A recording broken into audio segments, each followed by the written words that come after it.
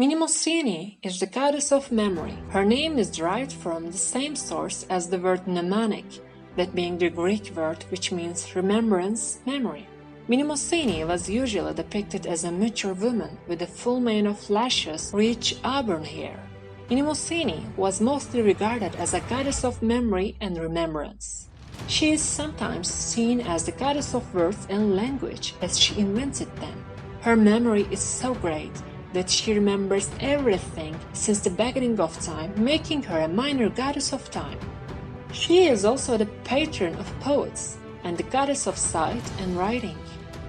Since she is a daughter of Uranus and Gaia and an elder Titaness, she is very powerful.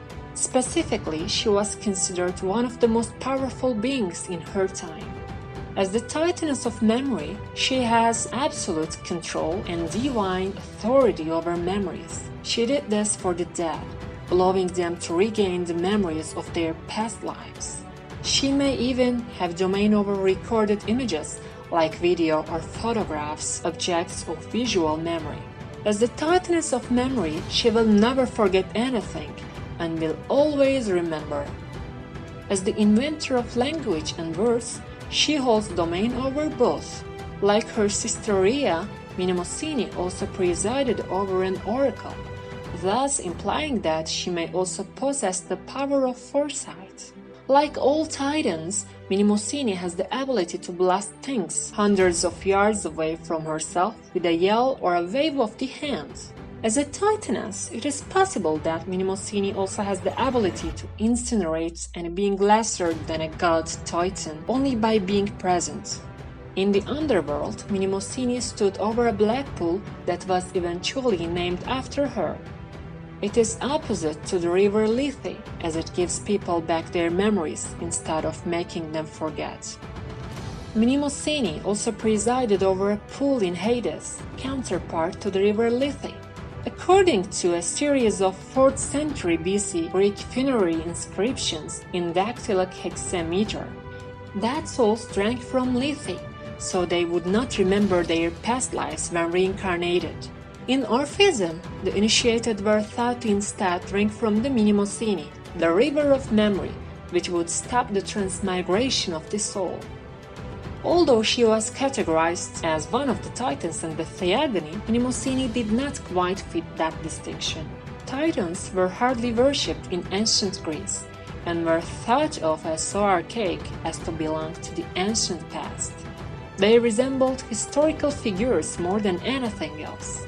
Mnemosyne, on the other hand, traditionally appeared in the first few lines of many oral epic poems. She appears in both the Iliad and Odyssey. Among others, as the speaker called upon her aid in accurately remembering and performing the poem he was about to recite. Mnemosyne is thought to have been given the distinction of Titan because memory was so important and basic to the oral culture of the Greeks that they deemed her one of the essential building blocks of civilization in their creation myth. Later, once written literature overtook the oral recitation of epics, Plato made reference in his Ephthaidemos to the older tradition of invoking Mnemosyne. The character Socrates prepares to recount a story and says, "Consequently, like the poets, I must needs begin my narrative with an invocation of the Muses and Mnemosyne." Aristophanes also harked back to the tradition in his play Lysistrate, when a drunken Spartan ambassador invokes her name while prancing around pretending to be a bard from times of yore. While not one of the most popular divinities, Mnemosyne was the subject of some minor worship in ancient Greeks. Statues of her are mentioned in the sanctuaries of other gods, and she was often depicted alongside her daughters the Muses. She was also worshipped in Labadeia in Boeotia, at Mount Helicon in Boeotia, and in the cult of Asclepius. Zeus, in a form of a mortal shepherd, and Mnemosyne slept together for 9 consecutive nights, thus conceiving the 9 Muses. Calliope. Calliope is the muse of epic poetry, and her name means she of a beautiful voice. She is believed to be Homer's muse, the inspiration of the Iliad and Odyssey. Calliope also had 2 famous sons, Orpheus and Linus, by either Apollo or Oagros, king of Thrace. According to Hesiod, she was also the wisest of the Muses, as well as the eldest of the Muses. Calliope is often seen with a writing tablet in her hand. At times, she is depicted as carrying a roll of paper or a book, or as wearing a gold crown. Her symbols are a lyre, tablet, and stylus. Clio. She is often represented with a parchment scroll or a set of tablets and is also known as the proclaimer. The name is from the root kaleo, kaleo, recount or make famous. Clio represents history in some coined words, cliometrics, cliodynamics. In classical times, when the Muses were assigned specific literary and artistic spheres, Clio was named Muse of History. She has been credited with introducing the Phoenician alphabet into Greece.